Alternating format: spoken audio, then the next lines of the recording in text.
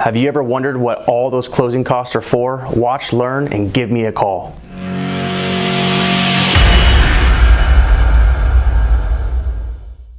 Hey, this is Chris the Mortgage Pro. People ask me about closing costs.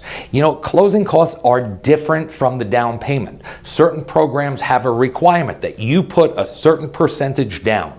Now, these are different.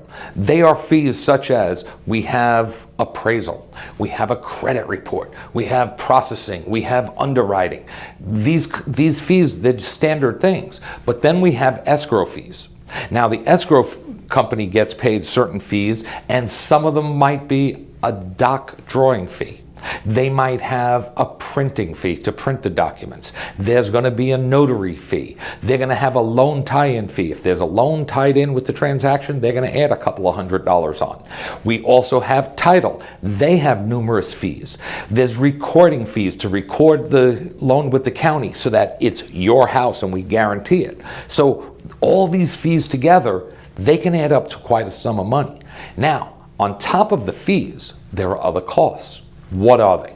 Well, depends on what month of the year, depends on how many months taxes we need to get so that we put them in together in an impound account so your payment, you make one payment, includes your taxes and your insurance. When we start the loan, basically you're going to pay 1 year and 3 months homeowner's insurance up front. We're also going to pay, if we're in April, we're going to put 3 months taxes. If we're in September, it's going to be 9 months taxes. So it's something that's out of our control, but it's something that we have to come up with the money for. And depending on the loan amount, we'll also determine what are the fees from the title and the escrow company. If you're paying points, sometimes you pay points to buy the rate down to get a lower interest rate, or sometimes you have a low FICO score and we have to charge points. Those are also dependent on what is the size of the loan. So very common, $300,000 loan, $8,000, $7,000, could be $9,000 depending on the time of year. And how do we pay for those? Well, there's 3 ways usually that they could be paid for. Number 1 is you pay it. Most people say, I don't really want to pay it. Well, that's the reality. You can pay it, or we can ask the seller to pay it, or pay some.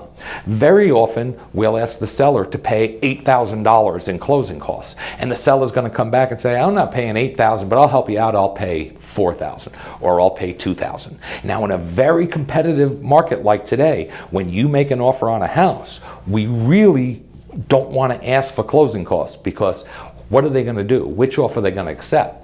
That if you're offering $300,000, somebody else is offering $300,000, but you're asking for closing costs, they're going to get less. So like anybody else, they want the most money for their house. So when you buy, you got to consider that. Now, the third way to pay closing costs is if your credit is reasonably good, we can raise the interest rate up.